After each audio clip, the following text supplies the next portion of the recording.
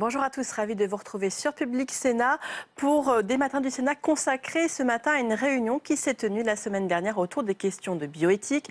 Cette réunion se tenait sous la houlette de Gérard Longuet, le sénateur Les Républicains de la Meuse, qui est également à la tête de l'OPECST, l'Office parlementaire d'évaluation des choix scientifiques et techniques. En clair, les parlementaires les plus intéressés par les questions scientifiques, les questions d'avenir, les questions éthiques qui peuvent en découler. Alors la semaine dernière, ces parlementaires ont reçu le comité consultatif national d'éthique présidé par Jean-François Delfraissy qui est venu remettre son rapport, faire un point d'étape à partir des états généraux de bioéthique qui se sont tenus ces 4 derniers mois. Cela à partir de consultations sur Internet, mais aussi de débats en région. Un débat qui a été largement confisqué, les parlementaires l'ont regretté, par les militants de la Manif pour tous, très fermement opposés à l'ouverture et à la généralisation de la procréation médicalement assistée, la PMA. Tout de suite donc, retour à cette réunion qui s'est tenue la semaine dernière au Sénat. Bonjour à tous, merci beaucoup de nous accueillir ce matin à l'OPECST. Jean-François Delfraissy, je suis professeur de médecine, spécialiste de maladies infectieuses et je dirige le CCNE depuis maintenant 1 an et demi. Et donc dans le paquet du CCNE, en arrivant, j'ai découvert en effet qu'il y avait cette révision de la loi de bioéthique de 2018-2019, et en particulier avec cette première étape autour de consultation citoyenne. Donc, pour mener cette consultation citoyenne au niveau du CCNE, nous y avons réfléchi à partir il y a 1 an juste, et beaucoup à l'automne bien sûr, pour essayer de mettre en place un certain nombre d'outils qui permettaient de toucher nos citoyens sur des sujets difficiles. Difficiles parce que difficiles à comprendre, sur des sujets scientifiques complexes, comme la génomique, comme les neurosciences, comme des sujets évidemment qui sont comme la recherche sur l'embryon, ou difficiles parce que clivants, sur des sujets autour, par exemple, de la fin de vie et bien sûr de l'ouverture de la PMA sur les femmes seules ou les couples de femmes. Si on revient finalement à l'essence même de ce débat et à l'essence même de la loi, dans ce modèle assez particulier qu'a la France, d'avoir une révision portée par une loi tous les 7 à 8 ans, et qui est un moment assez privilégié de rencontre entre le politique, le citoyen et les sachants. Et dans ce contexte-là, la voix des citoyens est un élément totalement essentiel, quelle que soit la complexité, bien sûr, avec laquelle on va essayer de la retrouver. Et c'était ça l'objet, finalement, et la grande difficulté de cette première étape autour des États généraux de la bioéthique. Alors, le CCNE, pour la première fois, un rôle qui lui avait été donné par la loi de 2009-2011, d'animer la discussion et de mettre en place cette discussion au cours des États généraux. C'est un rôle nouveau qui avait été porté lors de la loi précédente de façon différente. Il y avait déjà eu un débat citoyen, mais qui avait été réalisé sous la forme de 3 plus 1 grands débats en région sur différents sujets, sous forme plutôt de jury citoyen, et qui avait été animé à l'époque directement par le ministère de la Santé, par un délégué d'un délégué interministériel qui était chargé de l'animation finalement de ces États généraux. Et je pense que le législateur à l'époque a souhaité dissocier probablement ce qu'était le porteur de la loi, finalement, de ce que serait le porteur de la loi, c'est-à-dire un ministère, même si le ministère de la Santé le portera en interministériel, et de dissocier ça, finalement, d'un temps assez précieux et séparé que sont les États généraux. Alors, qu'est-ce qu'on a fait ou qu'est-ce qu'on a essayé de faire? On a essayé, d'une part, de définir un périmètre des États généraux, premièrement, et deuxièmement, de définir des outils pour essayer de toucher nos concitoyens. Tout ceci s'est fait, je dois le dire, sans aucune pression, sans aucune contrainte politique, du politique au sens très large du terme, sauf sur un point, l'agenda. Et ce qui n'était pas nul, évidemment, puisque l'agenda, la consigne, était, lorsque le nouveau gouvernement est arrivé, eh bien, écoutez, il faudrait que vous ayez terminé finalement cette consultation citoyenne des États généraux pour juillet 2018, puisque nous souhaiterions mettre en place ensuite et déposer la loi dans la fin de l'année 2018 pour qu'elle soit discutée, traitée sur le premier trimestre 2019. C'est finalement la seule consigne que nous avons eue au niveau du CCNE, ce problème de timing. Alors, le périmètre. Le périmètre, nous l'avons défini au niveau des États généraux et avec deux grands aspects. D'une part, des périmètres attendus qui existaient déjà dans les lois précédentes sur un certain nombre de sujets qui sont issus des avances de la science ou des avances de la biotechnologie, d'une part. Deuxièmement, des nouveaux sujets que nous avons souhaité mettre à l'agenda. Et en particulier, dans ces nouveaux sujets, nous avons souhaité mettre tout ce qui était autour du numérique et de la santé. C'était donc, ça date de la fin de l'année 2017. C'était avant même que cette expression du numérique prenne toute sa hauteur avec le rapport de Cédric Villani de mars 2018. Et ça, c'est le premier point, donc autour de l'intelligence artificielle, de numérique et santé. Et le deuxième élément qui nous a paru intéressant également était le thème de santé et environnement, qui s'inscrit dans quelque chose, une démarche plus globale que vous connaissez très bien. Et puis, nous avons hésité, discuté à mettre dans l'agenda de ces États généraux deux sujets sociétaux qui ne relèvent pas véritablement de la bioéthique, qui sont la fin de vie et qui sont procréation et société. Et nous avons eu un débat au niveau du CCNE pour mettre ou pas ces deux sujets. Et il ne s'agit pas il s'agit d'éthique évidemment, et avec des aspects totalement essentiels sur la fin de vie. Sur la procréation, il ne s'agit plus de bioéthique, puisque l'avancée technologique elle est relativement ancienne autour de l'AMP, et qu'on est là dans une discussion autour de son ouverture vers la société. Et nous avons finalement décidé de prendre ces deux sujets. Pourquoi? Et on les assume, et finalement, on est content de les avoir mis sur l'agenda des États généraux. Parce que des États généraux, dans le contexte actuel en tout cas, il y en a tous les 6-7 ans. On a essayé, je vous expliquerai comment on a en partie réussi, de donner une dimension plus importante cette année à ces États généraux qu'il n'y avait eu jusqu'à maintenant. Et il nous paraissait, voilà, de ne pas parler de ces deux sujets qui intéressent non seulement la presse, trop la presse d'ailleurs, mais bon, mais qui intéressent finalement tous nos concitoyens, et on l'a bien vu d'ailleurs dans les résultats de nos débats, il nous paraissait pas raisonnable de ne pas laisser la parole s'exprimer sur ces deux sujets. Bon. Donc on se retrouve en effet en juin 2018 avec une série de questionnements qui touchent aussi ces deux sujets, qui ne relèvent pas de la bioéthique et qui donc ne relèveront peut-être pas de la loi de bioéthique.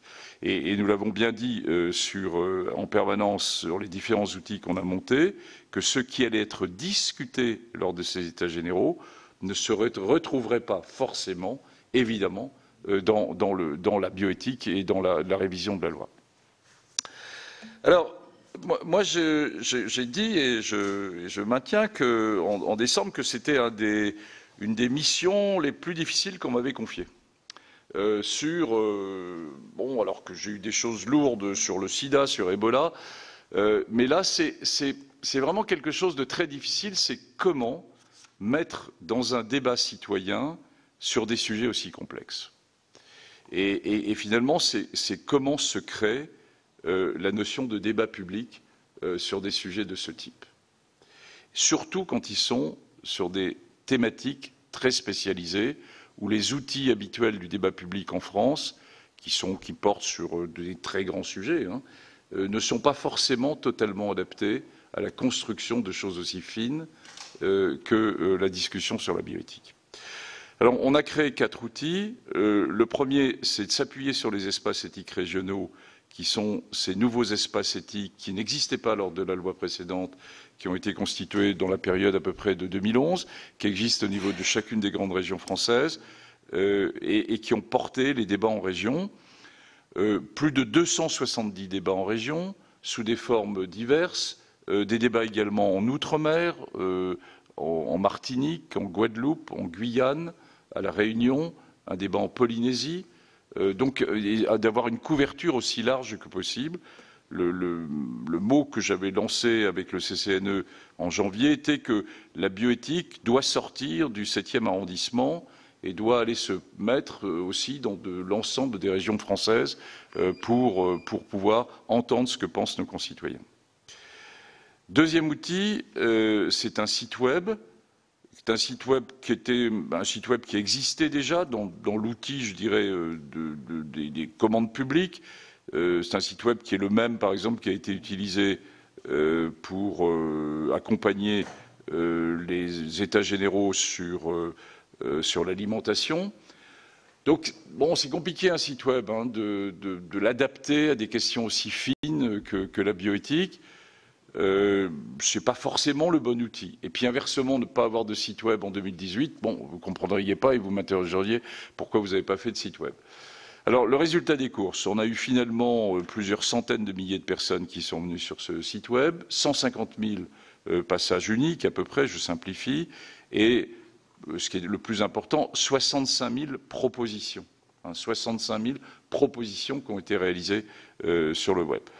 Bon, c'est un site web qui était de l'information, qui a servi également à donner toutes les informations en ligne, y compris sur les débats en région, sur les différents documents qui arrivaient. C'est un site web dédié, ce n'est pas le site web du CCNE, c'est un site web des États généraux de la bioéthique, qui a une durée de vie limitée et qui fermera d'ailleurs dans le courant de l'année 2018. Mais il sera aussi le dépositaire, ce site web, de tout ce qui s'est passé et de l'ensemble, parce qu'on doit souhaiter une clarté la plus grande sur la restitution des débats, la restitution des auditions, et tout est sur le site web. Alors, le site web, donc quantitativement, c'est probablement quelque chose d'intéressant. Qualitativement, 40% des propositions sur le site web portent sur l'AMP, l'ouverture de l'AMP. Donc on voit bien les limites. C'est-à-dire que ça illustre bien, et on le savait, qu'aucun des outils que nous avons créés ne permet de répondre à la question. Tous ces outils ne sont pas bons. C'est bien clair. Je crois qu'il faut se le dire d'emblée, qu'on se le dise entre nous. Et c'est la conjonction de ces différents outils qui fait qu'il y a une approche qui s'appuie sur l'outil 1, l'outil 2, l'outil 3, qui a permis au CCNE ensuite d'essayer de retrouver finalement une série je dirais, de visions des Français sur tel ou tel type de sujet. Le troisième outil, c'est les auditions. Là, c'est très riche aussi, plus de 150 auditions. Merci à l'ensemble des membres du CCNE, parce que c'est un travail lourd d'écouter. C'est à chaque fois quelque chose de très formaté. C'est une demande d'audition, c'est l'envoi par les auditionnés, qui soient les associations de patients, des sociétés savantes, les grands courants de pensée religieux, des start-up pour l'intelligence artificielle, une série de grandes institutions françaises dans le domaine de la recherche ou dans le domaine de la santé, qui à chaque fois ont produit 3 pages pour dire ce qu'elles souhaitaient voir sur certains types de sujets, changer, et avec des propositions pour la révision de la loi de bioéthique. Donc, ça permet de structurer la pensée. On vient à ces auditions, elles étaient en privé, mais elles étaient enregistrées. Il y avait ces 3 pages, et les membres du CCNE étaient là pour éclaircir, poser une série de questions et favoriser, entre guillemets, l'expression, entre guillemets, de précision sur ce que souhaitait tel ou tel auditionné.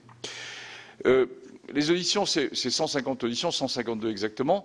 Ça représente, bon, c'est un calcul un peu difficile, mais ça représente plusieurs millions de personnes. Parce que quand vous avez, par exemple, les mutuelles françaises qui arrivent et qui sont en disant « je souhaite qu'il y ait tel ou tel type de modification », qui vous représentez, eh bien, 31 millions de personnes qui sont à la mutuelle. Avec une nuance, c'est une prise de position du bureau de la mutuelle ou de l'instance dirigeante de la mutuelle, et tous les mutualistes n'ont pas été interrogés nominalement sur tel ou tel type de position. Mais c'est pour vous indiquer que les auditions sont quelque chose en fait qui déborde très largement ce chiffre de 150. Et enfin, le dernier outil, mais je les laisserai s'exprimer après, c'est le comité citoyen, qui est un comité qui est quelque chose de nouveau. Nous avons hésité. On peut s'arrêter là peut-être 2 minutes sur est-ce qu'on fait des jurys citoyens, avec qui, vous savez, sont une procédure assez lourde, assez formatée, qui avait été utilisée sur 3 sujets lors des États généraux précédents. Mais à partir du moment où on avait un périmètre assez large de la discussion sur les États généraux, ce n'était pas 3 jurys citoyens qu'il aurait fallu faire. Il aurait fallu faire 15, 20 jurys citoyens pour aborder, parce que même à l'intérieur de la génomique, même à l'intérieur finalement de procréation et société, il y avait différents sujets qui arrivaient. Et donc nous avons finalement créé un peu cet outil nouveau qui existe dans d'autres réflexions, d'un comité citoyen qui vous dira comment il a été constitué et comment il a travaillé. Alors donc voilà pour à la fois le périmètre, les outils, le résultat. Bon, évidemment, moi je suis très mauvais juge, et les membres du CCNE avec moi, on est très mauvais juges pour vous dire si on a réussi ou pas réussi, c'est à vous de nous le dire finalement. Bon.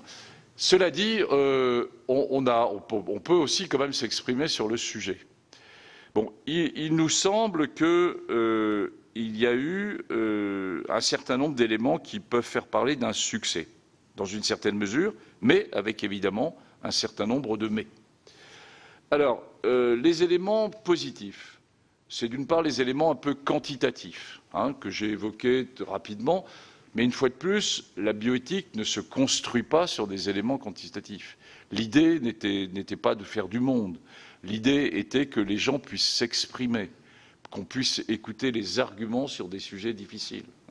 Donc on n'était pas là dans une entreprise de sondage, je l'ai dit, ce n'est pas l'ensemble de ce qui a été écouté des citoyens qui ont participé à ces États généraux, eh bien, ne sont pas représentatifs de la France. Ce sont les personnes qui ont contribué à ces États généraux. Et c'est évidemment une limite. Néanmoins, quantitativement, il y a eu un vrai mouvement, en particulier dans les régions, avec ces débats ou avec ces ateliers.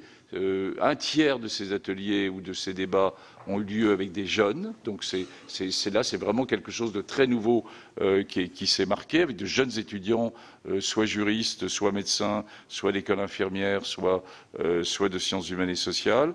Donc on est bien là dans cette diversité qu'on avait souhaité. Le deuxième élément, c'est qu'il est sorti, et je pense que c'est un point positif, il est sorti de ces débats, indépendamment de telle ou telle thématique, eh bien, une sorte de consensus français sur une vision un peu de partage des valeurs, de grandes valeurs éthiques à la française, sur un socle de valeurs partagées, sur, par exemple, la gratuité du don, la non-marchandisation du corps, le fait que la santé que les progrès en santé, les progrès technologiques et les progrès scientifiques devaient ne pas être seulement réservés aux sachants ni aux riches, mais aussi s'adresser aux populations les plus fragiles. Bon, il y a une série de grandes questions. C'est pas évident, Moi, comme je vous l'ai indiqué au début, je suis médecin, je vois bien les évolutions qui sont en train de se faire, on voit ce qui se passe dans le milieu anglo-saxon, on voit ce qui se passe dans le milieu asiatique, et le fait qu'on retrouve ça de la part de nos concitoyens, c'est quelque chose qui reste très fondateur sur un certain nombre de grands principes éthiques partagés.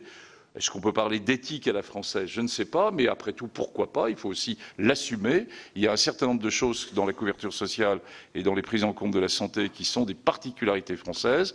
Eh bien, elles sont appuyées, entre guillemets, par nos concitoyens. Le troisième élément positif, qui fait que je parle de positif, en tout cas, c'est le fait qu'il y a un sujet nouveau qui est arrivé. C'est-à-dire par rapport à l'ensemble des 9 sujets du périmètre qu'on avait fixé, eh bien, il y a un sujet qui est arrivé en force, très transversal, que nous n'avions pas mis au rendez-vous. Ce sujet, c'est la place de l'humain, la place du citoyen au cœur du nouveau système de santé ou au cœur de la médecine du futur. Bon, c'est quelque chose qui est voilà, qu'on perçoit tous. Pour ceux d'entre vous qui vous intéressez aux problèmes de santé et aux relations entre santé et société, c'est un problème essentiel pour les années qui viennent. On est en pleine discussion de savoir finalement quels vont être l'enjeu de la reconstruction de nos hôpitaux, de la nouvelle vision qu'on peut avoir. Eh bien, en tout cas, ce qu'on a entendu, c'est deux choses de la part de nos concitoyens. À la fois une inquiétude, comment ils vont se situer, comment va se situer la notion de consentement par rapport à ce qui arrive sur les phénomènes de numérique et santé, par exemple. Comment va se situer aussi le fait qu'il y a une certaine forme de nouvel questionnement éthique. Jusqu'à maintenant, on s'occupait du corps, du don, d'un organe, et maintenant, on parle du DNA, on parle d'une donnée de santé. Donc le champ de l'éthique est en train de nous questionner, et il va nous questionner d'ailleurs au sein du CCNE dans les semaines qui viennent. Donc inquiétude, comment ils vont se situer, mais aussi mais je veux dire, j'ai eu du mal à l'accepter, mais c'est une réalité. On est là, une fois de plus, pas pour vous donner l'avis du CCNE, mais pour vous indiquer ce que nous avons cru lire, écouter, entendre et voir. Eh bien, nous avons entendu qu'il y avait aussi parfois des doutes vis-à-vis de nos scientifiques et de nos médecins. Hein, de savoir comment ils se situaient, quelles étaient leurs prises de position par rapport à tel sujet, quels étaient leurs liens d'intérêt. Qu'est-ce qui les poussait? Et donc, il y a... bon, c'est un phénomène qui existe dans le milieu anglo-saxon depuis longtemps, en particulier dans cette relation, dans cette un peu difficile, délicate qu'il peut y avoir entre le patient et le corps médical. Nous l'avons évité en France jusqu'à maintenant. Je pense qu'il faut vraiment profiter de ces états généraux qui nous donnent un signal un peu d'alerte pour éviter que nous ayons une évolution à l'anglo-saxonne dans les années qui viennent. Et enfin, le dernier point, c'est qu'ils vont plus loin aussi en souhaitant, dans cette nouvelle médecine du futur, eh bien, faire partie de la gouvernance de ce qui pourrait être monté dans ce triangle, entre guillemets, où on a à la fois l'administration d'une part, les médecins, les soignants d'autre part, et finalement un triangle avec une gouvernance où se situe le citoyen qui peut être amené à donner son avis sur un certain nombre de grandes décisions. Donc ça, le fait que ce sujet arrive, qu'il soit très transversal selon les thématiques, est un élément un peu rassurant parce que ça montre que les outils que nous avions mis en place n'étaient pas des outils fermés, mais qu'ils ont permis un niveau d'expression sur un grand sujet qui est arrivé alors même qu'il n'était pas programmé par le CCNE. Bon. Alors les nuances, les mais, entre guillemets, il y a des mais.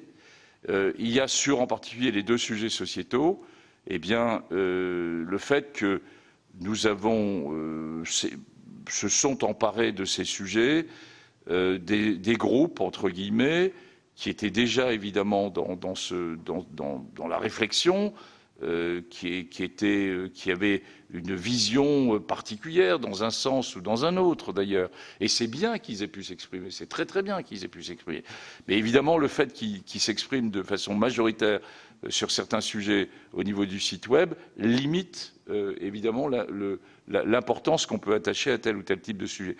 C'est bien pour ça que n'attendez pas des chiffres, je dirais. On vous a donné un certain nombre de chiffres dans le rapport, bien sûr, sur quelles ont été les 4 grandes thématiques qui, finalement, tout outil confondu, ont été discutées au cours de ces États généraux. 4. Hein.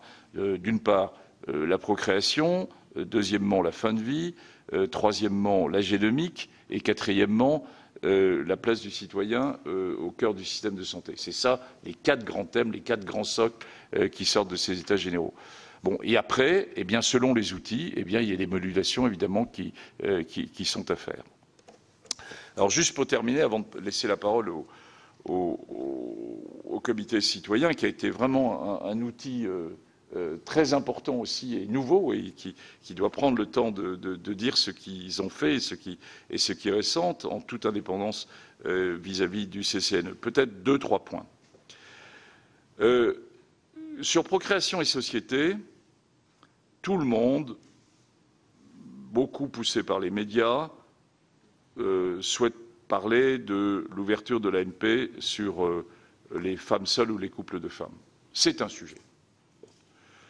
Nous avons trouvé des arguments partagés pour ceux qui sont pour l'ouverture, ceux qui sont contre l'ouverture, sur la notion même de l'importance de l'enfant, sur la notion même que la famille en 2018 était quelque chose qui était à prendre en compte de façon plus large que le couple initial, que les grands-parents aussi étaient un élément essentiel, et que quand un enfant arrivait, eh bien l'enfant était roi, par exemple, et nous avons entendu ça, et finalement c'est des choses partagées. Et puis nous avons entendu aussi qu'il y avait finalement deux blocs qui restaient, et ceux qui étaient pour et ceux qui étaient contre l'ouverture. Mais nous avons entendu aussi sur ces sujets, et c'est probablement pour le PEC, je pense, des éléments qui sont importants, qu'il y avait bien autre chose que la discussion autour de l'ouverture de l'ANP. Et en particulier, on peut citer l'accès aux origines et le fait de discuter, entre guillemets, de l'anonymat du don. Alors, la question posée, vous le savez, est la suivante. Le dogme en France qu'on a construit, qui s'est construit autour de des sécos, qui est construit autour des médecins de ma génération, c'est le don anonyme et gratuit.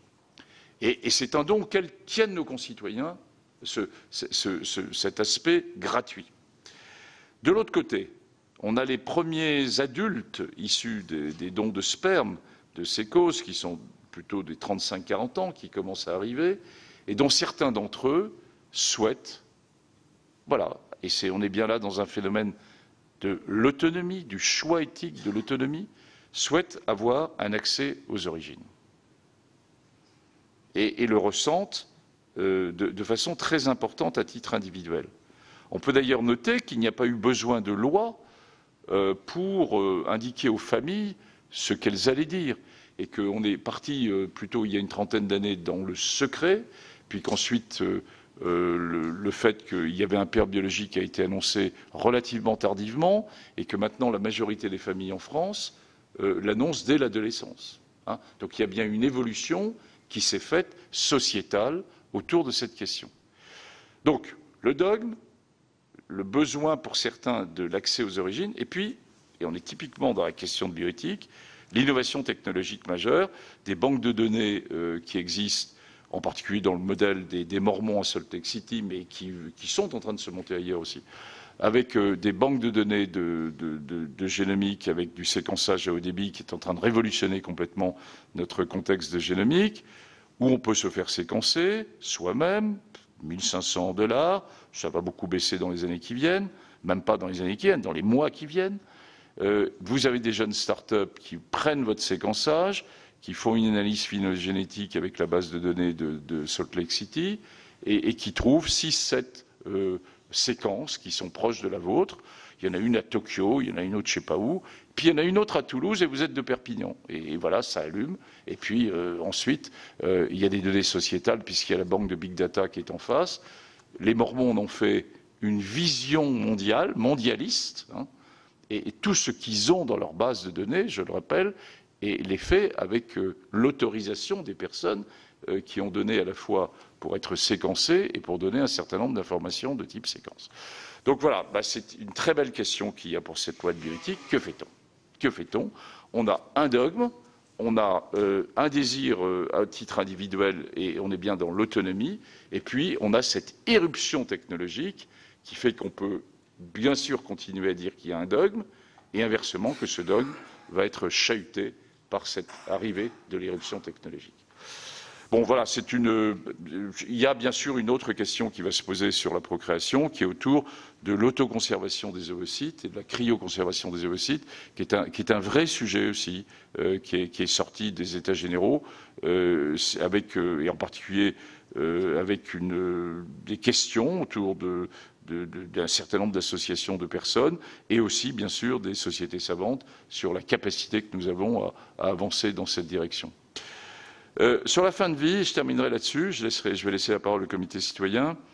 Sur la fin de vie, la question est différente.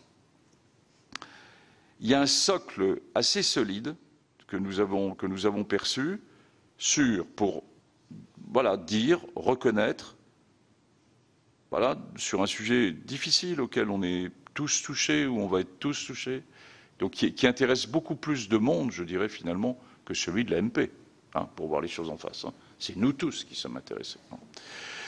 Et il y a un socle assez solide qui est pour dire la fin de vie ne se fait pas comme elle devrait se faire dans un grand pays comme le nôtre. C'est un constat. C'est un constat. On peut faire mieux. Les familles, les citoyens, sur ce sujet, disent qu'on peut faire mieux. Deuxièmement, ce que nous avons entendu aussi, c'est que la fin de vie touche essentiellement quand même les personnes du 4e âge. Et que, bon, quelques cas médiatiques, difficiles, très douloureux, pour les familles, pour les personnes eux-mêmes, ne doivent pas masquer que la majorité des personnes qui décèdent appartiennent au 4e âge, ce qui rejoint d'ailleurs la relation entre cette fin de vie et la relation avec la vie dans les EHPAD. Hein. Il y a donc des choses qui sont quand même un peu reliées. Ça, nous l'avons entendu également. Le troisième élément, qui est consensuel, c'est que la loi Claes-Leonetti n'est pas suffisamment connue et appliquée ni de la part de nos citoyens, avec les droits que ça leur donne, les nouveaux droits que ça leur donne, ni de la part des professionnels de santé.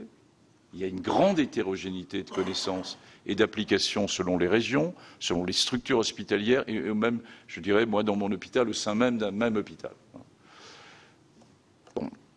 Et donc, je pense, et enfin, quatrièmement, ce qu'on a entendu également, c'est que les moyens qui étaient donnés sur les services ou les unités de soins palliatifs étaient insuffisants et que les plans d'hiver n'avaient pas été au rendez-vous en termes de financement. Donc, il y a un socle très solide sur ces 4 points, qui est très solide sur ces 4 points. Et après, alors après ça c'est carte, après il y a ceux qui souhaitent, au nom de l'autonomie et du fait que la fin de vie et les conditions dans lesquelles ils vont décéder, ils jugent que c'est un problème personnel et que ce n'est pas le problème des médecins ou des équipes médicales, et ceux qui, au contraire, et donc qui souhaitent pouvoir aller vers le suicide assisté ou l'euthanasie, et ceux, au contraire, qui pensent qu'en résolvant les 4 premiers problèmes du socle que je vous ai indiqués, eh bien, on va résoudre plus de 98% des cas si on y met un certain nombre de moyens.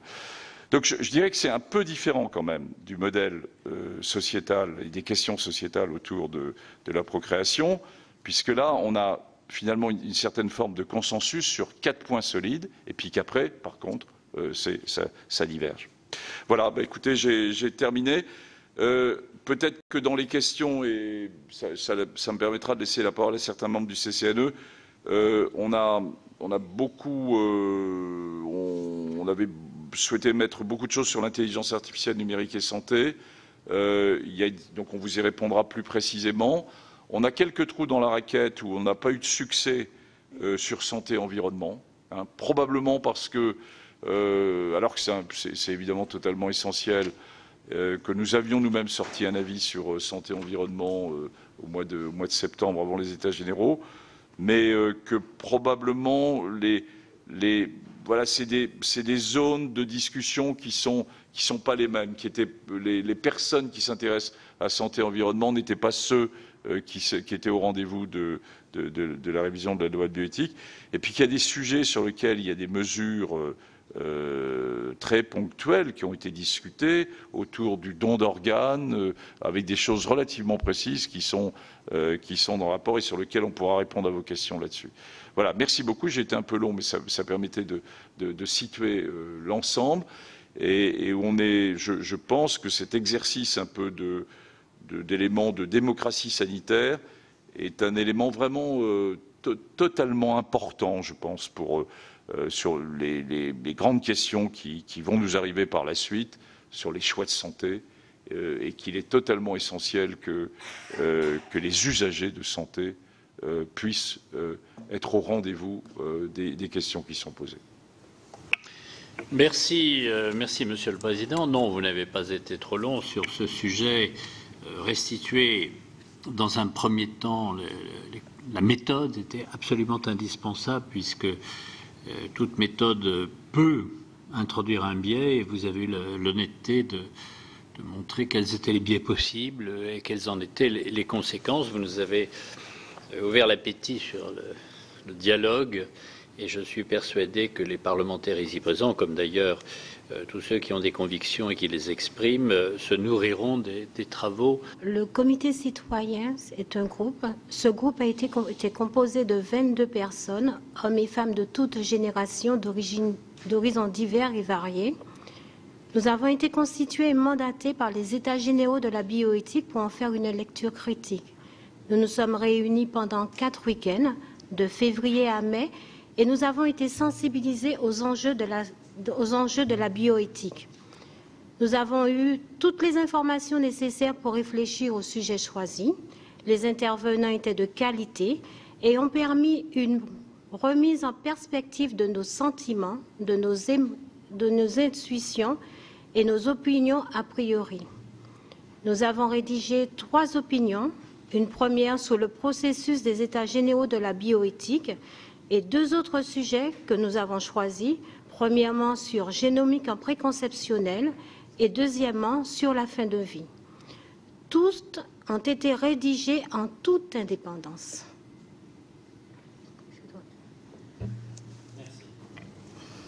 Mesdames, Messieurs, bonjour à tous. Donc j'ai la lourde tâche, je crois, de commencer par vous présenter le premier avis du comité citoyen qui concerne un petit peu le processus de ces états généraux de la bioéthique 2018.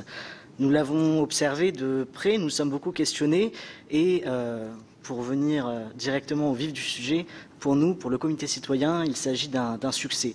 Pour vous dire cela, nous nous sommes attachés à observer 4 de ces émanations principales que sont les débats en région, qui, au vu effectivement de leur nombre et de leur fréquentation, ont remporté un grand succès. Leur tenue a été satisfaisante, à peut-être effectivement de petits bémols près, une parole parfois très engagée, très militante, qui a pu être un petit peu prédominante dans certains débats, qui n'a peut-être pas permis l'échange d'idées tel qu'imaginé au départ, et une certaine également inégalité territoriale, puisque certains départements, certaines régions ont été un petit peu moins pourvus en débat que d'autres. On pourra s'attacher donc à faire quelques efforts supplémentaires pour que tout le territoire français, à l'avenir, puisse être couvert d'une manière égale et de faire peut-être un effort supplémentaire sur la modération pour que tout se passe bien. Le site web également, qui a été un outil important de ces états généraux, un outil perfectible aussi. Le comité citoyen a apprécié sa pédagogie, sa transparence, son exhaustivité. Toutes les informations étaient centralisées à un même endroit, qu'il s'agisse donc des formations nécessaires pour pouvoir se poser les questions bioéthiques, l'essentiel des auditions, les dates des débats en région et bien sûr les différentes propositions des concitoyennes et concitoyens. On notera, cela dit toutefois, une difficulté de pouvoir s'approprier aisément et rapidement à première vue le site, point sur lequel nous pourrions travailler pour l'avenir.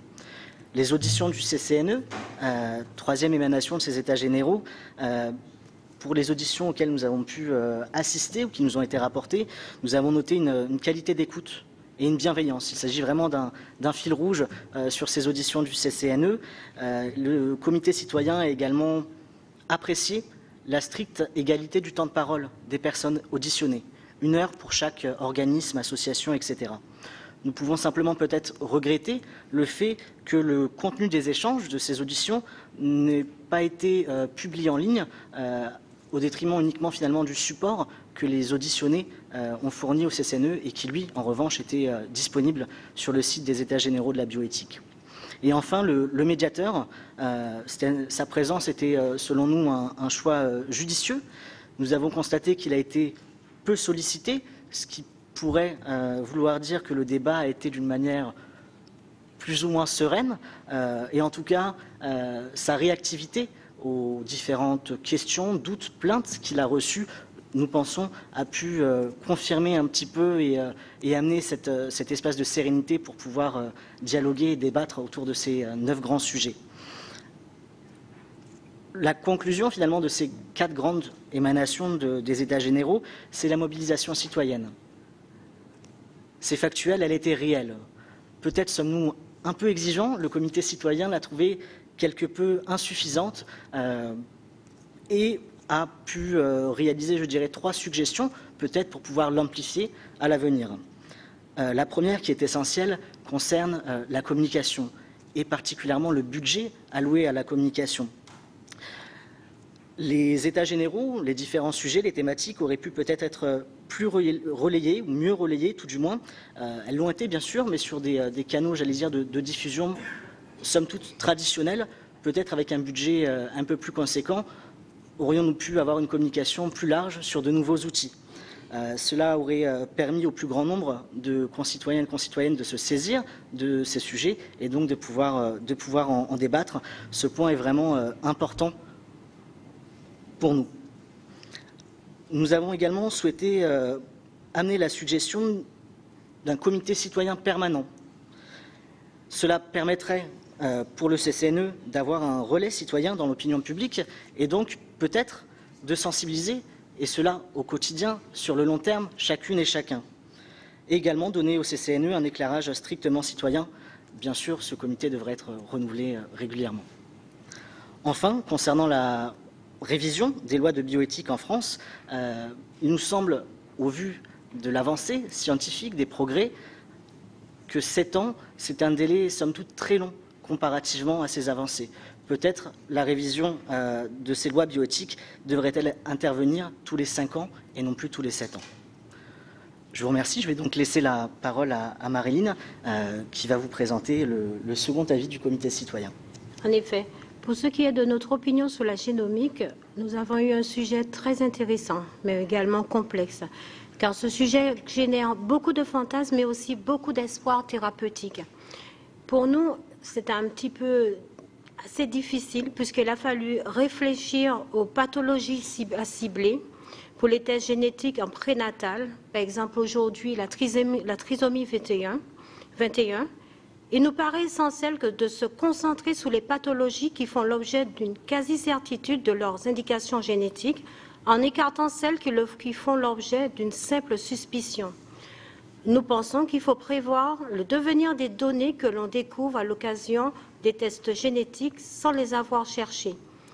Une majorité d'entre nous souhaite rendre accessibles les données issues des tests génétiques à la recherche de façon anonyme.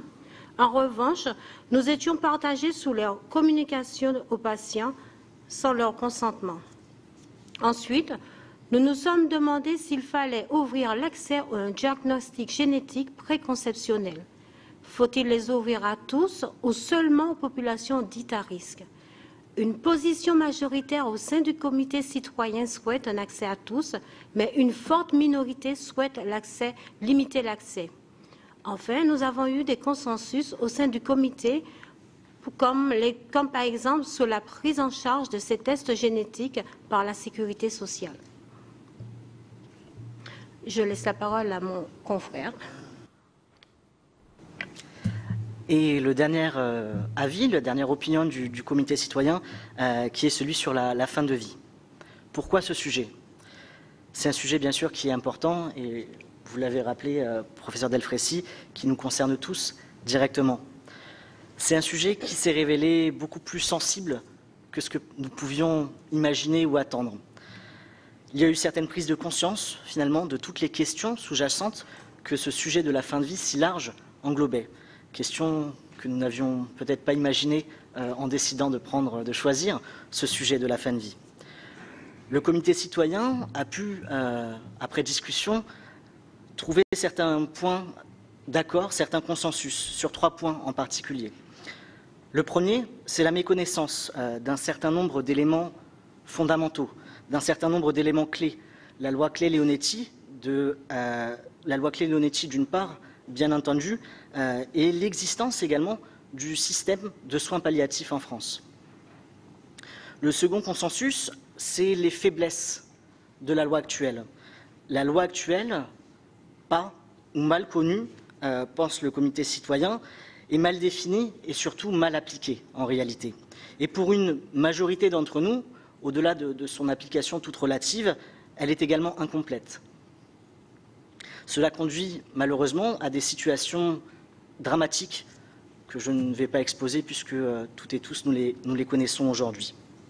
Le troisième point de consensus concerne la nécessité, j'allais dire l'urgence, de développer les soins palliatifs sur notre territoire et de faire respecter les droits du patient. Le comité citoyen est réellement inquiet, alarmé même, dirais-je, par le déficit de services en soins palliatifs. Il est important, il est urgent pour nous d'y remédier et il convient de, bien sûr, beaucoup mieux sensibiliser la population à ce sujet également. Pour terminer, après quelques points sur lesquels nous sommes finalement toutes et tous retrouvés à 22, il y a certains points sur lesquels nous avons eu également des désaccords. Et cela concerne essentiellement la thématique du suicide assisté et de l'euthanasie. Pour les 2/3 du comité citoyen, la situation juridique actuelle est imparfaite et presque hypocrite. Ces 2/3 du comité citoyen souhaitent voir dans les prochaines lois de bioéthique la possibilité d'avoir recours au suicide assisté et à l'euthanasie. Sous condition, bien évidemment, les contours seraient à discuter et à fixer. Il s'agirait essentiellement de l'ouverture du suicide assisté et de l'euthanasie pour les personnes souffrant de maladies graves et incurables, dont l'espérance de vie serait réduite, inférieure à 6 mois, et cela, et je tiens à le préciser en point d'honneur, sans remettre en cause l'accès aux soins palliatifs pour toutes et tous. Le dernier tiers de notre groupe du comité citoyen, qui lui n'était pas spécialement pour cette ouverture-là, vous l'aurez compris, pense que l'insatisfaction de la population pourrait être réglée par une application plus rigoureuse de la loi et surtout par le développement en masse, si vous me permettez l'expression, des soins palliatifs sur les territoires, dans les instituts mais également à domicile. Ce dernier tiers du comité citoyen ne souhaite pas voir l'ouverture du suicide assisté et de l'euthanasie à cause notamment des risques d'abus que cela pourrait engendrer, de fait. Et enfin, ils ont tenu à préciser qu'ils n'ont, à leur sens, pas assez de recul, que nous n'aurons pas assez de recul sur la loi actuelle et qu'il faudrait donc se donner un petit peu plus de temps pour pouvoir y réfléchir. Je vous remercie. Non, mais nous vous remercions de cette restitution et à travers vos deux interventions, d'ailleurs, on a senti la tonalité et l'esprit de vos travaux. Vous avez réussi assez bien, je crois, à nous faire partager ce qui vous a fédéré tout au long de ces journées de travaux.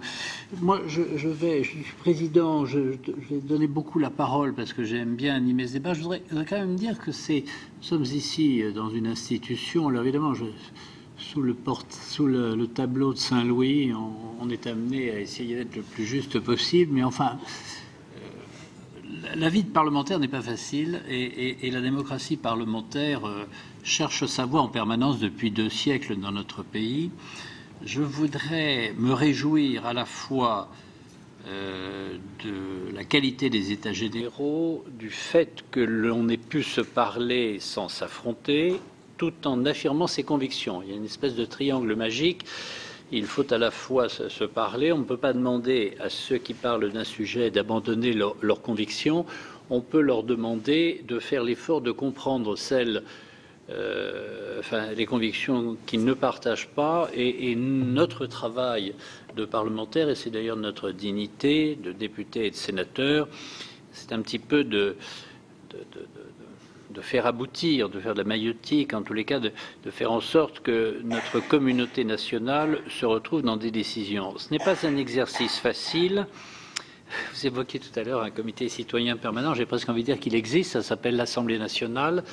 Mais pourquoi permanent? Parce qu'en fait, depuis, je regardais votre rapport, professeur, vous avez eu, page 5, l'intelligence et la politesse pour nous, de faire ce récapitulatif des travaux législatifs. Et on s'aperçoit que de ces 30 dernières années, depuis la loi de 88, on a eu pratiquement pas tout à fait une loi par an sur ces sujets, ce qui donne énormément de force à l'une de vos conclusions, monsieur le professeur, sur la nécessité de faire connaître la loi avant de la changer et de mesurer son application effective avant de passer à une nouvelle étape. C'est un petit peu, je me tourne vers mon vice-président, c'est un peu le rôle des sénateurs, oui, on est plus tranquille, alors on prend notre temps, on connaît nos électeurs, ils nous connaissent, donc les relations sont... Et notre tentation, c'est de vous écouter fortement parce que vous êtes au contact d'une opinion plus vive, plus réactive. Et notre rôle à nous, c'est de nous dire que la République doit avoir une mémoire, que le travail collectif doit savoir sédimenter l'apport des différentes étapes d'approche et, dans le cas particulier de l'office parlementaire, introduire ce que vous avez fait, professeur, et ce que nous préparons à faire, introduire les faits scientifiques objectifs, incontestables, qui créent des situations profondément différentes. Je vais prendre un exemple. Je crois d'ailleurs que l'office n'existait pas encore, mais lorsque les moyens de contraception généraux ont été développés, qui ont abouti à la loi Neuwirth, on pouvait en effet, il fallait accepter l'idée qu'à partir du moment où un procédé scientifique devenait à la fois assez largement sûr, assez largement accessible et correspondait à un besoin très largement répandu, il était impensable que la science ne soit pas à un moment ou à un autre diffusée. Alors, ensuite, il y a le débat des idées, on y va au rythme d'une société. Et ça, c'est vraiment notre rôle, c'est d'essayer d'identifier, comme vous nous avez tendu la perche, par exemple, sur l'intelligence artificielle, sur les traitements de masse des données, sur l'abandon de l'anonymat que permettent des traitements de masse. Parce que souvent, l'intelligence artificielle, c'est d'abord et avant tout des données de masse considérables, pouvant être traitées rapidement par des systèmes d'analyse, peut-être des algorithmes d'une puissance considérable parce qu'adossés à des moyens de calcul exceptionnels. Donc à partir du moment où ces moyens existent, la vie publique change, qu'on le veuille ou non, elle change. Alors après, on l'adapte à ses convictions. Vous avez évoqué cette éthique française, j'y souscris assez largement, le refus de faire du corps quelque chose de commercial. Pas être une affaire si facile que ça, parce que toutes les sociétés, dans un univers mondialisé, toutes les sociétés n'ont pas la même culture, et nous aurons des sociétés eugénistes et sélectives. Comment réagirons-nous? Aujourd'hui, le débat est encore assez largement théorique, il ne le sera pas indéfiniment. Alors peut-être qu'il y aura des retours d'expérience suffisamment décourageants pour qu'on revienne sur des comportements plus respectueux de la personne humaine, mais la tentation du docteur Frankenstein est une tentation absolument permanente. On a tous et donc alors le rôle de l'office parlementaire, c'est de ne pas se tromper sur les rendez-vous scientifiques et technologiques et être certain d'être ni trop en avance en faisant peur inutilement, ni en retard en passant à côté d'une réalité qui deviendra un fait de société. Voilà ce propos d'ouverture pour situer notre rôle. Alors, puisque nous sommes bicaméraux, je vais peut-être demander à Didier Bécher, député, nous le savons, des Yvelines et de Versailles, de donner d'ouvrir le débat. Moi, j'aimerais qu'Alain Milon, parce qu'il est ici au Sénat, notre président de la Commission des Affaires sociales, puisse intervenir. Et puis, je compte surtout sur nos deux rapporteurs, Jean-François Eliaou et Madame Annie Delmont-Koropoulis. Je la cite après parce qu'elle est chez elle, donc elle s'efface devant l'invité. Interroge les acteurs des États généraux. Et je vous promets de me taire et d'écouter beaucoup, les deux étant utiles à ma fonction. Je voudrais revenir juste sur un point avant effectivement qu'on passe à toutes les questions. Vous avez beaucoup insisté en fait sur le sujet transversal, donc qui est, alors peut-être je le résume mal, mais le citoyen, l'humain qui vient de manière très très présente sur les sujets que vous avez abordés, le champ de l'éthique qui commence évidemment à s'ouvrir aux données de santé. C'est d'ailleurs sur les sujets scientifiques quelque chose qui revient très souvent. On a eu l'occasion de publier plusieurs notes scientifiques sur des sujets techniques ces dernières semaines, et le sujet des usages, alors là on parle de l'humain, mais l'usage humain, c'est-à-dire quand le fait scientifique ou la nouvelle technologie n'adresse pas très en amont l'humain, le citoyen, etc., on va souvent au-devant de très grandes difficultés. Et je trouve ça plutôt rassurant en fait que sur des sujets aussi fondamentaux, on retrouve la même conclusion. Donc finalement, comme c'est vous, le commissaire citoyen, qui avez un peu représenté le cœur de l'humain, est-ce que vous diriez que vous avez changé d'opinion parfois pendant ces week-ends de travail et sur quel sujet, enfin, peut-être pas à titre personnel, mais est-ce que le groupe a changé d'opinion fondamentalement, ou est-ce que l'accès au débat a fait évoluer plutôt que changer d'opinion?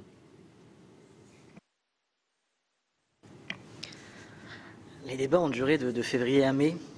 Bien sûr, nous nous sommes réunis sur des week-ends, ce qui est un temps plutôt court, somme toute.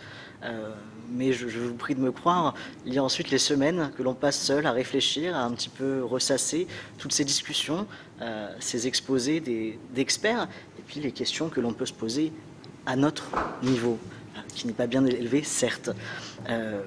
Bien sûr, cela nous a fait, en tant que personne, premièrement, et puis effectivement en tant que comité citoyen, évoluer, je pense. Nous avons pu nous enrichir les uns des autres. De là, pouvoir vous dire au nom d'un groupe, et cela me sera compliqué, j'imagine que vous le comprendrez, s'il y a eu un petit peu des revirements d'opinion, je ne pourrais pas aller jusque-là dans mon explication. Cela dit, oui, le comité a évolué, je pense. Et comme je vous le disais il y a quelques minutes, notamment du fait de prendre un sujet, qui sont des sujets suffisamment lourds, suffisamment complexes, qu'il s'agisse de la génomique finalement ou de la fin de vie, suffisamment technique, de prendre ce sujet a priori, avec notre propre expérience, nos propres préjugés peut-être aussi, et puis finalement de voir l'étendue. À chaque phrase, à chaque discussion, à chaque question, c'était d'autres questions qui se rajoutaient encore et encore. Donc bien sûr, je pense que peut-être notre manière d'aborder les choses a évolué, ça c'est certain. En effet, nous avons pu évoluer pour la simple et bonne raison qu'en arrivant, il y avait une certaine méconnaissance, notamment au sujet de la fin de vie. Tout ce qui concernait les soins palliatifs, pour la plupart d'entre nous, on pensait que les soins palliatifs s'étaient donnés à la dernière minute, voire même 1 heure avant la mort.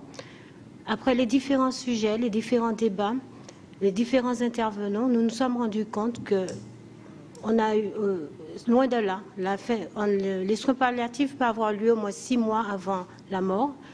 Donc, en ayant cette connaissance, je peux vous dire que le groupe sort un peu... Aujourd'hui, le groupe est devenu un peu plus riche en connaissances médicales, puisque les différents intervenants, eux, quand ils sont arrivés, je peux vous dire que les 9 débats, c'était 9 débats un peu complexes, tout ce qui concerne le médical, notamment la terminologie médicale, très difficile pour certains, puisque nous ne faisons pas partie du corps médical, mais les différents intervenants ont pu se mettre à notre portée pour pouvoir nous expliquer, nous donner toutes les bases nécessaires pour pouvoir donner notre opinion aujourd'hui. D'ailleurs, nous les remercions. Merci. Cher Alain Milon. Oui, merci, Monsieur le Président. Tout d'abord, merci à Monsieur Delfraissy et aux membres du CCNE pour ce rapport extrêmement complet et honnête. Et merci à Gérard Longuet. Alors, je voudrais vous rappeler 2 ou 3 petites choses pour rentrer un petit peu dans l'histoire. En 2011, au moment de la révision de la loi de bioéthique, c'est Gérard Longuet, qui était à l'époque président de mon groupe politique, qui m'a demandé d'être le rapporteur ici au Sénat de la loi de bioéthique. En 2011, le gouvernement et l'Assemblée nationale ne souhaitaient pas que la loi de bioéthique soit révisable. Et donc, c'est le Sénat qui a imposé le fait que celle-ci soit révisable. Et si elle n'est plus révisable tous les 5 ans, c'est parce que dans le cadre de la négociation qui a eu lieu au niveau de la CMP entre Jean Leonetti, qui était le rapporteur de la loi de bioéthique de l'Assemblée nationale, et moi-même, on est tombé sur un chiffre qui était de 7 ans. Pourquoi 7 ans ? Parce qu'avant 2011, la loi de bioéthique précédente datait de 2004 et qu'il avait fallu 7 ans pour la réviser. C'est pour ça qu'on a mis 7 ans. Si vous voulez revenir à 5 ans, il me semble que ce sera un peu juste quand même pour pouvoir la réviser complètement. En 2011 aussi, le Sénat, j'insiste beaucoup sur ce travail du Sénat, le Sénat a imposé l'élargissement des fonctions du CCNE et les États généraux. L'Assemblée nationale n'en voulait plus. Si on avait suivi que l'Assemblée nationale, il n'y aurait plus de révision de la loi de bioéthique. Il y aurait des lois qui interviendraient régulièrement pour tel ou tel sujet, mais il n'y aurait plus de grandes lois de bioéthique qui interviendraient sur l'ensemble des sujets. D'où l'importance du bicamérisme, excusez-moi de le dire comme ça, et d'où l'importance d'avoir 2 assemblées qui travaillent sur un sujet identique et qui, après, confrontent leurs idées et essayent d'obtenir un résultat commun. Merci Gérard Longuet pour ce sujet qui me semblait extrêmement important. Je vais revenir sur 2 ou 3 petites choses que M. Delfraissy a abordées.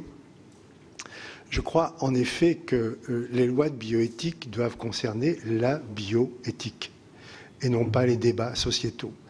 Dans le cadre de la loi de bioéthique, dans le cadre de l'éthique médicale, et des techniques médicales, on sait faire la PMA, on sait faire la GPA, on sait faire la fin de vie.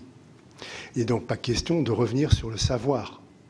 Par contre, il y a des débats sociétaux importants qui peuvent avoir lieu en dehors de la loi de bioéthique, il me semble.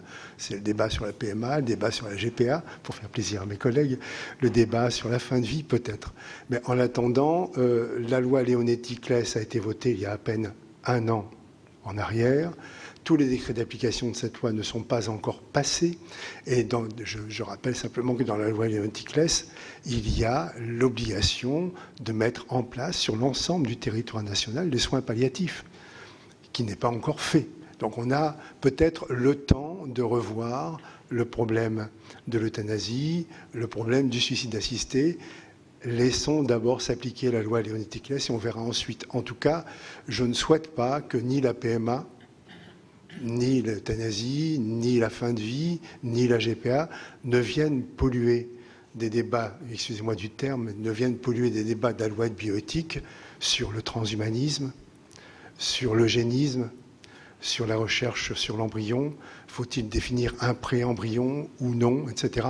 Il y a des sujets qui, dans l'avenir, auront beaucoup plus d'incidence sur l'avenir de l'humanité que le sujet sur la PMA ou que le sujet sur la fin de vie. Voilà l'expression qui a le mérite de la clarté. Jean-François Eliaou et Catherine Procaccia qui demandent la parole. Jean-François. Oui, merci Monsieur le Président, merci Monsieur le Vice-président. Monsieur le Président du CCNE, chers collègues, cher Jean-François. Mesdames, Messieurs, comme il a été dit, c'est difficile de passer après l'intervention du président Millon en tant que député, puisque tout ce que l'on fait ici est grâce au Sénat, mais je le reconnais bien volontiers. Et je rejoins une grande partie de son propos. Nous allons avoir avec ma collègue sénatrice un travail important qui va consister, et je souhaiterais le rappeler ici, à faire un rapport sur le rapport. Alors bien entendu, il ne s'agira pas de déformer, il ne s'agira pas de transformer, il s'agira d'être le plus objectif possible et comme l'a rappelé le président Longuet, d'établir pour l'OPEX et donc pour le Parlement, et l'OPEX est bicaméral, je tiens à le souligner encore une fois, pour le Parlement à nous concentrer sur la partie scientifique. Puis nous aurons également à nous occuper de la loi de bioéthique de 2011 et de voir comment cette loi a été appliquée. Donc nous avons 2 fonctions. Ces 2 fonctions sont prévues par la loi, les articles 45 et 46, ou 46 et 45, je ne sais pas quel est l'ordre. Et là également, notre travail à l'OPEX ne sera pas, ou se concentrera sur les aspects scientifiques, puisque nous sommes ici à l'office. Moi, je vais lire le rapport, bien entendu. Et je voudrais avoir la possibilité de donner quelques commentaires, mais pas mon avis, puisqu'il ne s'agit pas, en tant que rapporteur ou que co-rapporteur, de donner son avis. Je pense que ça a été dit tout à l'heure. Nous avons un souci collectivement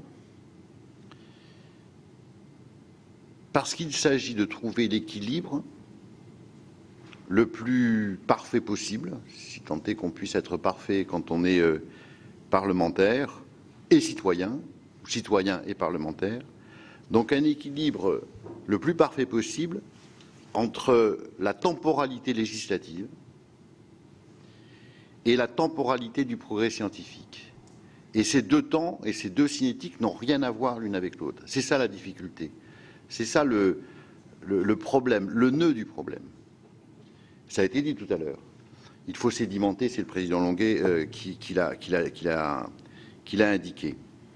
Et cette recherche de l'équilibre entre la temporalité de trouver la loi pour tous, parce que nous faisons la loi pour tous, et puis, d'un autre côté, le progrès scientifique qui avance, et il n'est pas question que la loi contraigne, empêche ce progrès scientifique, eh bien cet équilibre, il faut qu'il prenne en compte également des éléments que sont la demande de nos concitoyens. Et moi, je suis très, très sensible à ce sujet-là, la demande de nos concitoyens. Et la question peut se poser de savoir quels sont les citoyens, quels sont nos concitoyens qui demandent que leur soit appliqué ou qu'ils bénéficient de ces progrès scientifiques. Et votre expérience en tant que membre du comité citoyen est tout à fait éclairant. La question qu'on peut se poser, c'est de savoir si vous étiez dans la même demande avant et après avoir participé à ces débats de comité citoyen. Et moi, la question que je me pose, c'est de savoir comment peut-on faire pour rendre le citoyen sachant, c'est-à-dire responsable de lui-même, bien entendu, mais également de l'environnement qui l'entoure. Ça, c'est la première chose. La deuxième chose, c'est, et je pense que c'est une question, et j'aimerais avoir votre avis là-dessus, la deuxième contrainte qu'il faut prendre en compte dans la recherche de cet équilibre, c'est l'individualisme de nos concitoyens. Et ce n'est pas péjoratif ce que je dis, ce n'est pas une insulte.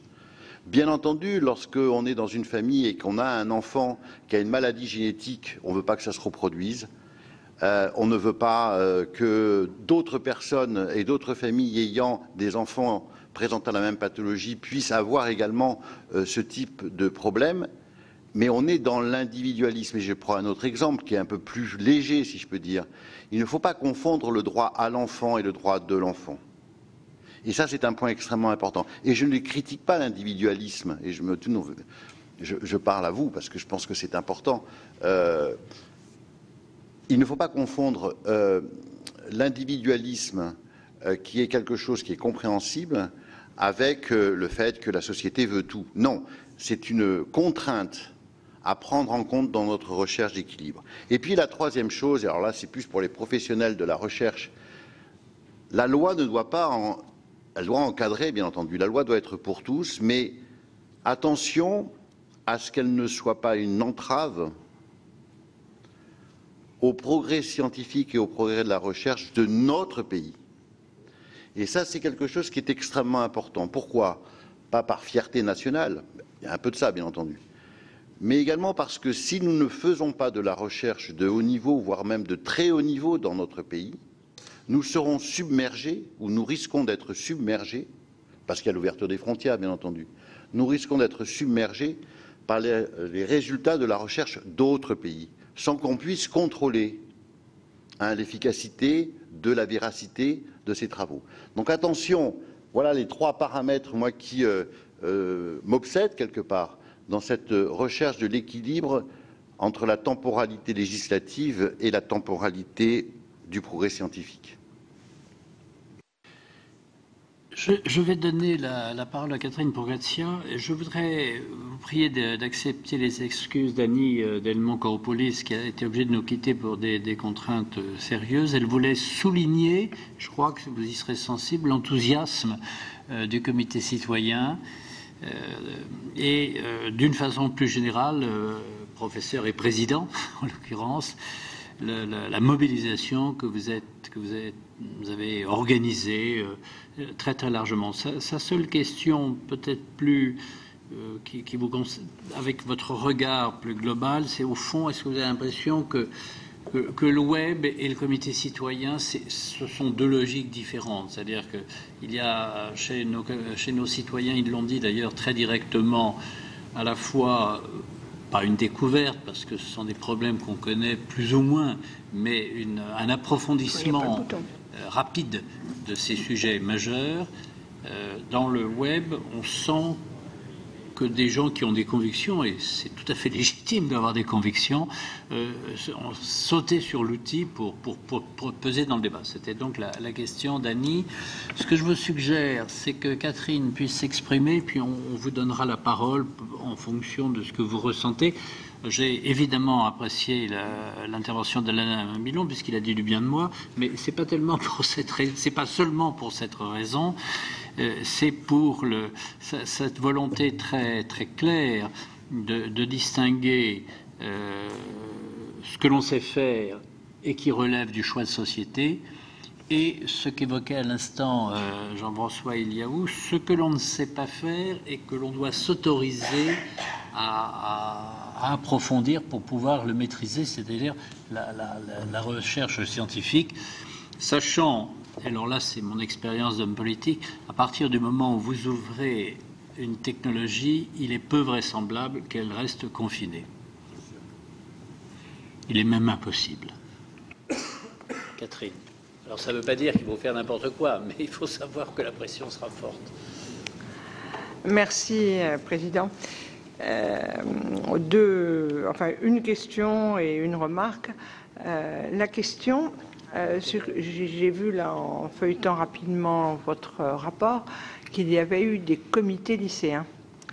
Et j'aimerais savoir si c'est l'approche des comités lycéens a été un petit peu près identique à celle des comités citoyens, et si il y en avait eu beaucoup, sachant que l'année dernière, dans un rapport sur les biotechnologies que nous avions rendu avec l'ancien président Jean-Yves Le Déaut, on avait demandé que les débats sur la bioéthique et des explications soient donnés au niveau des classes de terminale, de façon à associer le maximum de personnes, mais surtout de les préparer à ce qui va les concerner peut-être encore plus que nous. Donc ça, c'était une question. Et alors, une remarque qui rejoint à la fois celle du professeur Delfraissy et celle d'Alain Milon. Le choix de dire dans ces états généraux de la bioéthique, on ouvre à des sujets qui ne relèvent pas de la bioéthique ni de la future loi de bioéthique. Est-ce que ça va pas, ça a un peu pollué sans doute les débats, mais est-ce que ça va pas justement empêcher que les futures lois bioéthiques, je parle à tous nos collègues dans ces cas-là, puissent se centrer sur les vraies questions. Et maintenant, le citoyen pourra-t-il accepter ou non que l'on ne parle pas de fin de vie, de PMA, de GPA?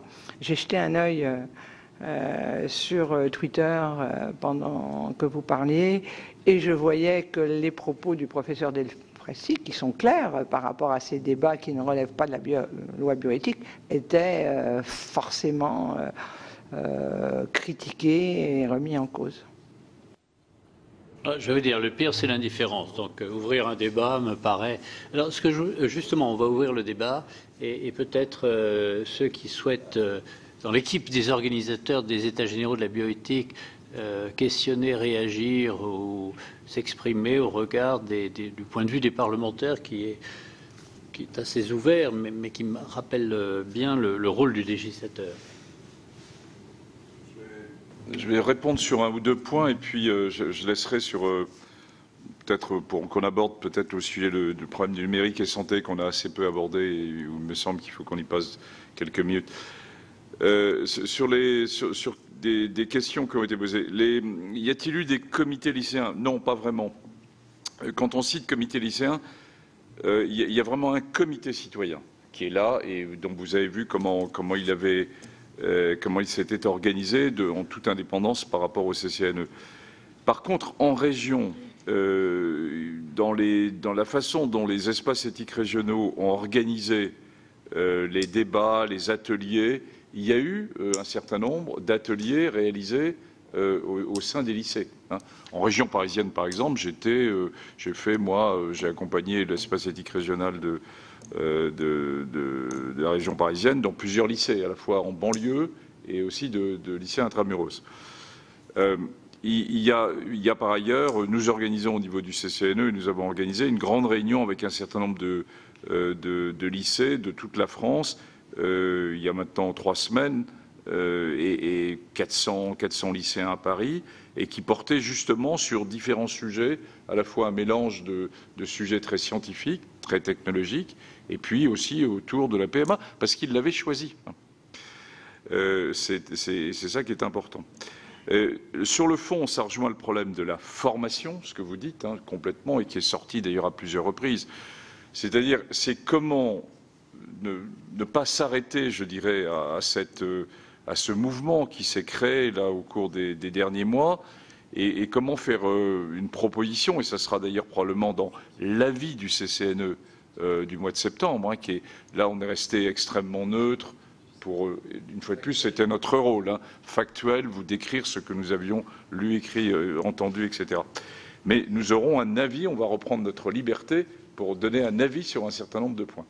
Et sans préjuger de cet avis, l'aspect de formation est un élément totalement essentiel. La formation à l'éthique dans notre pays, à la réflexion éthique, doit évidemment être repensée et reconsidérée, tant au niveau probablement de l'éducation nationale par certains côtés. Je sais que le ministre actuel est un des sujets sur lesquels il a envie, mais c'est toujours très difficile parce qu'on vient toujours ajouter quelque chose à ce que apprennent nos enfants ou nos petits-enfants. Mais également au niveau de nos concitoyens, passé le lycée, il y a une véritable appétence quand même qui peut se monter. Et les espaces éthiques régionaux qui se sont mobilisés et qui ont trouvé dans une certaine façon une forme de fonctionnalité de réponse à ce type de formation, sont maintenant sur une dynamique où ils ont envie de poursuivre et de poursuivre de façon importante. Donc on aura une série de propositions, en tout cas, sur la formation autour de la bioéthique dans ce pays. Voilà. Sur une ou deux questions qui ont été posées sur cette dissociation entre sujets sociétaux et sujets issus de la biotechnologie, je veux dire, c'est tout à fait logique, évidemment, que vous nous répondiez tel que vous l'avez fait. Nous-mêmes, au CCNE, indépendamment de la révision de la loi de bioéthique, on est dans cette dualité. C'est-à-dire que nous avons notre cœur de métier et d'avoir une réflexion sur les sujets éthiques issus de la science. Et inversement, il y a aussi des sujets sociétaux qui sont directement et qui posent un certain nombre de grands questionnements éthiques, et que mon prédécesseur, d'ailleurs, avait déjà mis en place sur des sujets autour de, par exemple, sur santé et migrants, sur santé environnement, sur l'avis qu'on a pu donner sur le vieillissement, qui sont des sujets qui sont pas directement issus de la biotechnologie. Et je pense que le CCNE actuel est complètement en phase avec cette double vision, qui n'est parfois pas facile, mais qui m'apparaît totalement essentielle pour un organisme de type CCNE. Je comprends parfaitement, par contre, qu'au niveau de l'OPEX, évidemment, les sujets issus de la science directement ou des avancées de la biotechnologie soient évidemment votre cœur de réflexion et votre cœur de métier. Bien sûr. Commission des lois, commission des affaires sociales, commission des finances, où nous pouvons, sur les sujets de société et d'application justement de la science, exprimer nos convictions. Mais dans le cadre de l'office parlementaire, c'est très clair. On souhaite rester ceux qui s'efforcent d'établir l'état de l'art. Peut-être sur quelques commentaires, Claude, sur numérique et santé, pour indiquer aussi qu'on a un groupe de travail. Mais tu vas raconter ça. Oui, bonjour. Donc, je suis Claude Kirchner, je suis directeur de recherche émérite chez INRIA et membre du CCNE depuis décembre de l'année précédente. Et donc, dans le cadre des des États généraux de la bioéthique, clairement, on est dans la situation où, dans la révolution numérique qui impacte tous les domaines, on a regardé plus spécifiquement ce qui impactait les aspects santé et bioéthique. Donc, il y a eu quand même des débats qui ont été très consensuels, je dirais, par rapport à d'autres sujets qui ont été évoqués, et qui permettent de voir trois grands constats. En fait, le premier constat, c'est d'une part le fait que numérique et santé apportent éventuellement, finalement, je voulais dire plutôt, vraiment des apports intéressants globalement pour le citoyen, pour le patient, pour le personnel de santé. Donc vraiment des apports tout à fait constructifs, intéressants. Deuxième constat, on est dans une situation où il y a clairement un déficit d'information et de formation. Et que par conséquent, on se retrouve dans une situation où les citoyens, tout comme les professionnels de santé et les patients, ont du mal à comprendre exactement le vocabulaire, à comprendre quelles sont les implications, à avoir les bonnes informations et la bonne formation pour pouvoir prendre les bonnes décisions et se positionner. Et troisième grand constat, c'est que dans ce contexte, il y a une certaine difficulté à comprendre et à maîtriser l'ensemble des sujets et par conséquent une certaine méfiance relativement à typiquement l'impact du numérique sur la santé de façon globale. Alors dans ce contexte et après ces différents constats, il y a un certain nombre de demandes prioritaires qui font jour, qui ont déjà été mentionnées mais qui sont là ici plus spécifiques au lien entre numérique et santé. C'est d'une part le fait que l'humain doit rester vraiment au centre du processus de décision et en respectant l'autonomie, en respectant la capacité à comprendre comment se prennent les décisions et à faire en sorte que aussi bien le citoyen que le patient, que le personnel de santé soient maîtres des décisions. Alors quand on travaille avec des grandes masses de données, comme vous l'avez souligné, avec des algorithmes qui peuvent utiliser typiquement de l'apprentissage machine, c'est pas toujours simple de comprendre comment il fonctionne d'une part et d'autre part de savoir expliquer les propositions qui peuvent être faites par ces systèmes. C'est une première demande, donc, de faire en sorte que l'humain reste complètement au contrôle de ces différents éléments. Le deuxième point, c'est que le consentement éclairé dans ce contexte-là doit être recompris. C'est-à-dire que typiquement, on a besoin de pouvoir à la fois dans cette demande fondamentale ce besoin de données, de comprendre quand un citoyen ou un patient confie ces données dans le cadre médical, à quoi elles vont servir, avec quelle durée et avec quel impact potentiel elles vont pouvoir contribuer aussi bien à la recherche que typiquement dans le milieu clinique, à faire en sorte que par exemple dans des associations citoyennes de patients autour de maladies rares, par exemple, on puisse partager ces informations au bénéfice de tous.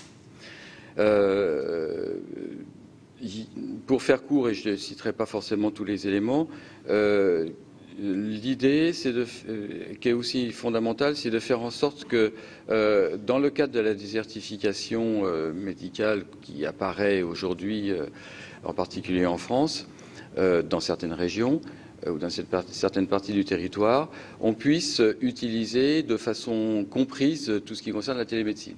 Alors ça va impacter aussi bien le patient que le médecin, et de faire en sorte que typiquement les problèmes d'empathie qui vont là passer par un média technologique, le média du numérique, puisse être maîtrisé. On retrouve un peu les considérations précédentes que je mentionnais et qui en fait, globalement, donc, relève d'un certain nombre de thèmes qui cristallisent des interrogations éthiques suivantes. Donc, première interrogation éthique, comment s'assurer en face de systèmes qui sont particulièrement complexes à l'heure actuelle que le patient donne un consentement éclairé à leur usage?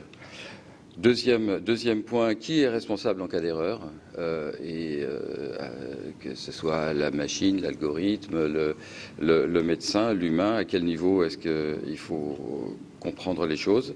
Et puis d'autre part, la gestion des données massivement collectées par ces systèmes inquiète. Et que deviennent-elles? Qui en a la responsabilité? Quelle est leur durée de vie? Que reste-t-il du secret médical?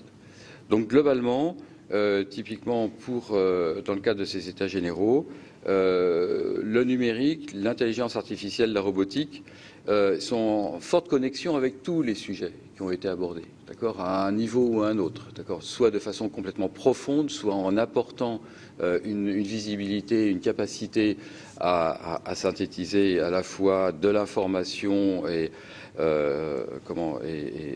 permettre aux gens de se positionner, que ce soit à nouveau les différents niveaux, citoyens, patients, personnel médical.